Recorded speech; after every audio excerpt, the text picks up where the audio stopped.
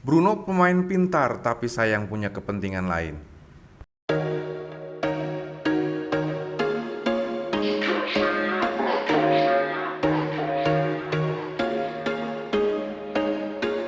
There was once a day that I would pray for you. I'd go and misbehave just so you'd notice too. Sneaking looks up and down from across the room. And damn, what a hell of a view. I feel good, you look great. I like you, I can't wait. A first time, a first date. You're so fine, I'm so late. You sip wine, I drink straight. Don't waste time to my place. I feel my heart erase. So catch me. Pada laga terakhir Liga Inggris menjelang Piala Dunia, Manchester United melakukan lawatannya ke markas Fulham FC di Craven Cottage. Pada laga tersebut, lagi-lagi sang mega bintang CR7 tidak dimainkan oleh Erik ten Hag. CR7 dikabarkan sakit. Yang ini akan kita bahas. Erik ten Hag lebih memilih Anthony Martial dibandingkan dengan memainkan CR7 yang sedang dalam performa terbaiknya. Dan pada pertandingan tersebut, MU berhasil menang dengan skor 2-1. Gol yang dicetak oleh Christian Eriksen dan juga anak didik CR7 yaitu Alejandro Garnacho.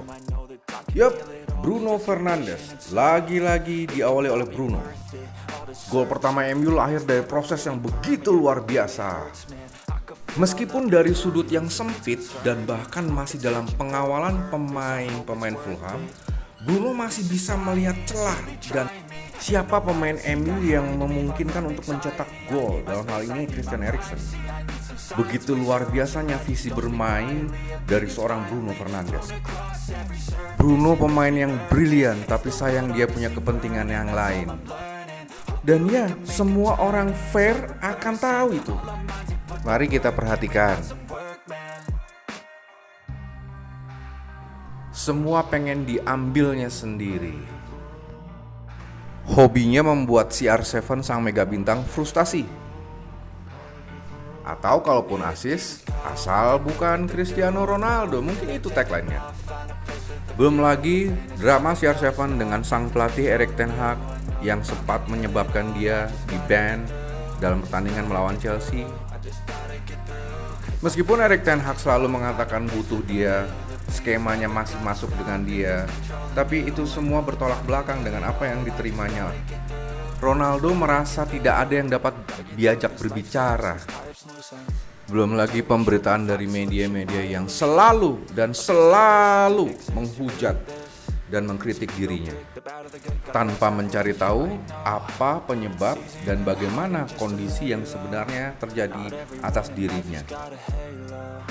Dapat dibayangkan bukan, bila mana seseorang berada dalam posisi yang pressure sekali, seperti halnya yang dialami oleh seorang mega bintang Cristiano Ronaldo. Sebelum dilanjut, mohon bantuan untuk subscribe-nya ya teman-teman. Terima kasih.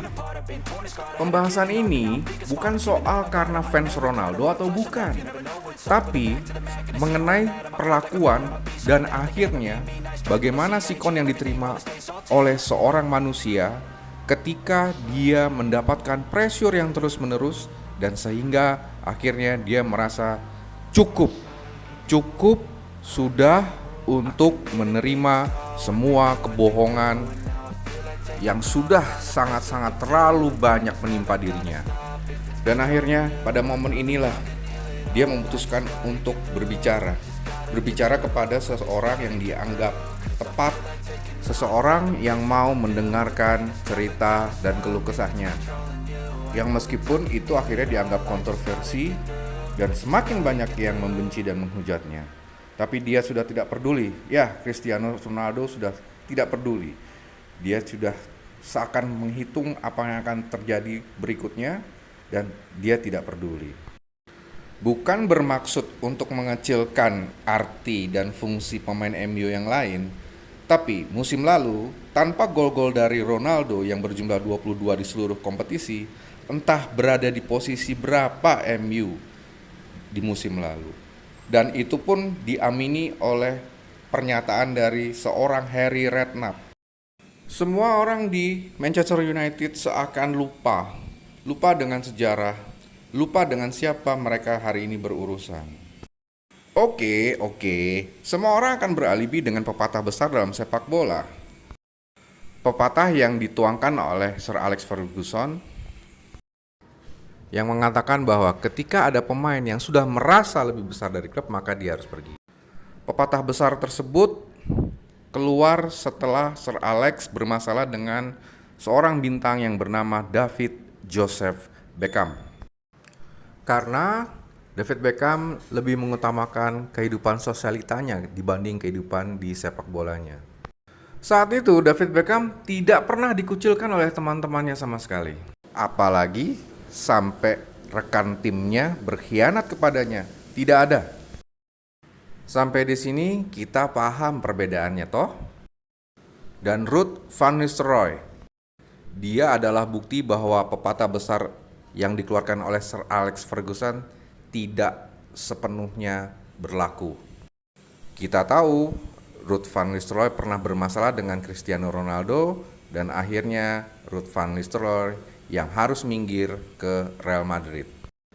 Namun selepas dari peninggalan Sir Alex, Manchester United sudah sangat-sangat jauh berbeda, baik secara teknis maupun secara filosofi. Banyak pemain yang dipilih berdasarkan selera dan kesukaan dari pemilik klub, bukan berdasarkan kebutuhan dari tim atau pemain yang dibutuhkan oleh pelatih. Fans sejati Manchester United pasti tahu maksudnya ini semua kan? Nah, sekarang teman-teman, salahkah interview Ronaldo yang hanya ingin bersifat jujur tentang kondisi Manchester United?